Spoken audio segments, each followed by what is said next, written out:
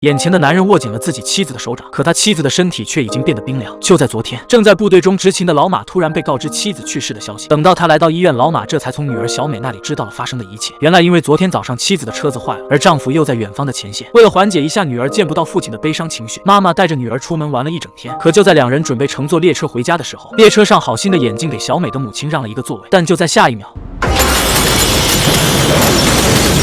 随着事故发生，坐在眼镜座位上的小美母亲当场去世，而眼镜和小美则活了下来。可能是出于内疚，眼镜他认为这场事故并不是意外，因为在这场事故里，当地摩托帮的二当家和他的律师也当场去世。而这位二当家最近正准备帮助警方出庭作证，指认摩托帮犯下的罪责。可随着意外发生，当地警方也失去了最关键的人证，而摩托帮的首领也因此被无罪释放。所以眼镜他认为这不是意外，因为就在事故发生的前一站，他看到了一个奇怪的男人匆忙下车，并且这个奇怪的男人在下车前扔掉了没吃两口的三明治和饮料。所以擅长逻辑学的眼镜认为这根本不符合逻辑。可当他去找警察说明自己猜想的时候，警察却认为他脑子有病。没办法，为了找出事情的真相，眼镜找到了自己的兄弟长毛。眼镜让长毛收集了一些证明自己猜想的资料，然后两人找到了正在悲伤之中的老马。Det er bare fordi, at jeg stod lige ved siden af din kone og din datter i toget. Hvad ved?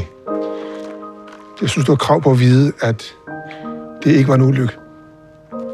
为了知道妻子死亡的真相，老马带两人来到了自己家的谷仓，随即眼镜便列出了一系列证据。根据长毛调查的信息，他有充分的理由怀疑这场事故是有预谋的，因为这二当家有强迫症，他每次坐列车都会待在2号车厢的第2排座位上，所以这就给了别人暗杀他的机会。而在事故发生之前，那个匆忙下车的男人更是可疑，但他们现在并不知道那个男人的身份。于是老马便请求两人想办法调查一下，两人根本没有犹豫便答应了下来。他们找到了许久没联系过的好兄弟大胖，大胖利用人脸识别技术，他找到了一位最符合面部特征的男人路人甲，并且这个路人甲还是个专业的电气工程师，而且最关键的是，路人甲正是摩托帮首领的亲弟弟，所以很大可能就是这弟弟替哥哥杀掉了证人二当家。等到老马得知了三人的推断，他心中已经确定了这路人甲就是真凶。说罢，四人便准备去找路人甲谈谈。可就在老马敲响路人甲的房门时，这暴躁的路人甲竟然直接掏出了左轮。面对路人甲的持枪威胁，老马只能转身准备离开。可就在他准备上车之时，老马再次转身回去，再次敲响了房门。出于愤怒，出于恨意，老马凭借着战场上学会的技巧，徒手折断了路人甲的脖子。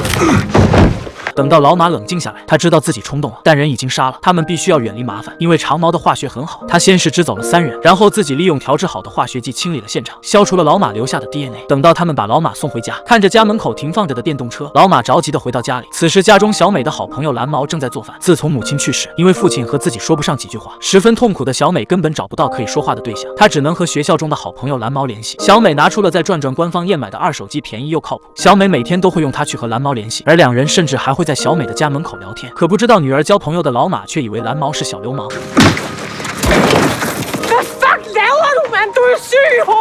在失控打了蓝毛之后，小美更加恨父亲了，因为老马的工作，他的身上充满了暴力。可刚刚失去母亲的小美根本无法接受这样一个父亲，所以她一直很抵触父亲。但好在她还有蓝毛的陪伴，再加上老马也想改变，蓝毛便在吃晚饭时建议老马去和心理医生谈谈。可老马他现在根本无法去面对心理医生，他拒绝了蓝毛，但女儿却对他很失望。他不希望自己的父亲永远被痛苦和暴力所笼罩。可老马现在根本无法和女儿沟通，因为他一直在想着妻子是被害死的，所以老马想要复仇，而光杀掉那首领的弟弟完全不能平息自己的怒火。他叫来了眼镜3人，老马希望3人调查出一个和这件事有关的名单。为了报仇，他要解决掉所有人，而这3个正义的好兄弟自然答应了老马。他们准备着手在谷仓里搭建大胖调查需要用到的装备。可就在几人准备离开的时候，他们却恰巧碰到了正准备回家的小美。为了隐藏3人的身份，反应迅速的长毛直接表示自己其实是心理医生，因为老马遇到的事情他是专门来帮忙的。而小美特别高兴，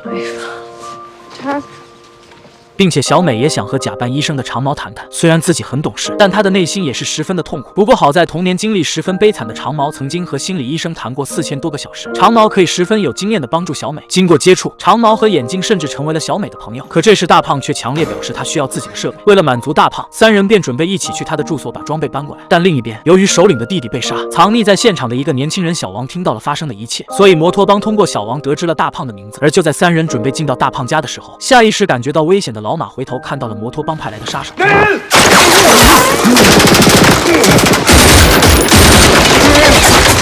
在救下了2人之后，作为现役军官的老马开始了反击。随着他利用武器进行反杀，没几分钟的功夫，老马便清理了现场所有的帮派分子，而眼镜和长毛则亲眼看着发生的一切。可就在老马准备解决小王的时候，看着小王和自己好像都经历过悲惨童年的长毛阻止了老马。在回去的路上，老马扔掉了小王的手机。等到几人回到谷仓，为了安全，老马让几人今晚都住在他家，大胖则只能凑合着用老马家的电脑进行调查，并且他们在餐桌上还要假扮成当地的心理医生忽悠着小美。到了第二天，大胖已经做完了所有的调查，他搜集了一个名单，一共是22个人，而这22个人老马要全都杀光。可他毕竟只有一个人，为了帮助老马，大胖主动提出希望老马教会他们开枪，这样他们3个就可以帮他一起了。只不过眼镜和长毛好像并不是很喜欢枪械，而大胖则展现出了强大的天赋，即便是射击训练，大胖都像是一个天生的特种兵。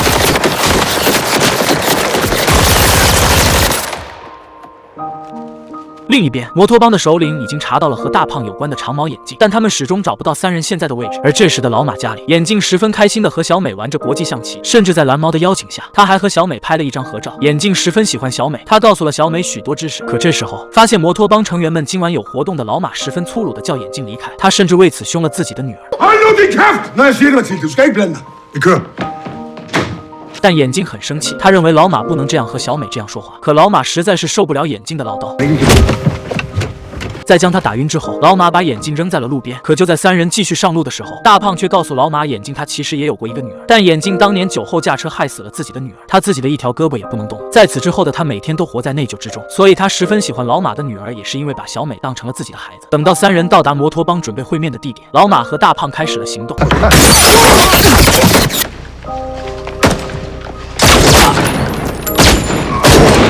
但就当大胖的面前有一个摩托帮成员的时候，他愣住了。大胖下不了手，他接受不了杀人这件事。不过老马理解，因为他自己经历过大胖面临的一切，而大胖则表示自己再也不会去做这些事情。老马则让他不要内疚，因为这些人都该死，他们害死了那辆列车上无辜的受害者，所以这是他们应得的。在接到了已经清醒的眼镜之后，他们回到了老马的家里。可这时的摩托帮却找到了蓝猫，原来因为蓝猫把眼镜和小美的照片发在了网上，而摩托帮老大的女儿则恰好关注了他。但就在这时，和小王聊天的长毛却突然得知那路人甲在事故当天并没有坐过列车，可那就说明他们找错了人。随着他再次重新分析了照片，长毛发现那个提前下车的男人并不是路人甲，那人其实只是一个来丹麦旅游的游客，而他扔掉三明治的原因也是因为吃不惯。一切全都错了，眼镜的推断是错的，大胖调查的名单也是错的，而那摩托帮的老大根本没有做过什么，这一切都只是个意外。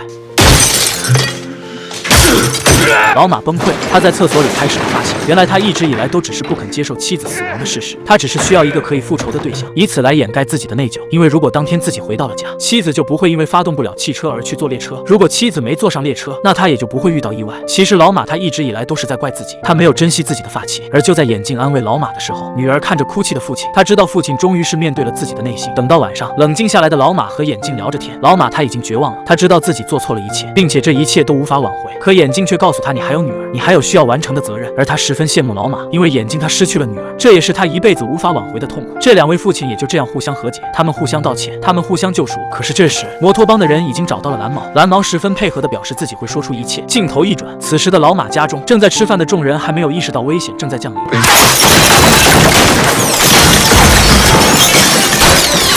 随着一番扫射过后，老马救下了女儿，他让孩子赶紧回房间躲起来，可他却被子弹打中了身体，忍着剧痛，他让眼镜几人去拿武器，自己则开始反杀着进到屋里的帮派成员。但当屋外的老大叫老马出来的时候，老马看着女儿被抓，他十分冷静地扔下身上的武器。就在这摩托帮的众人准备对老马开火的时候，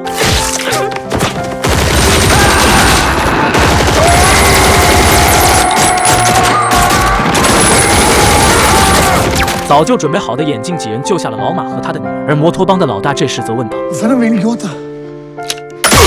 等到一切回归平静，老马抱起女儿，在大树底下，他向女儿说道：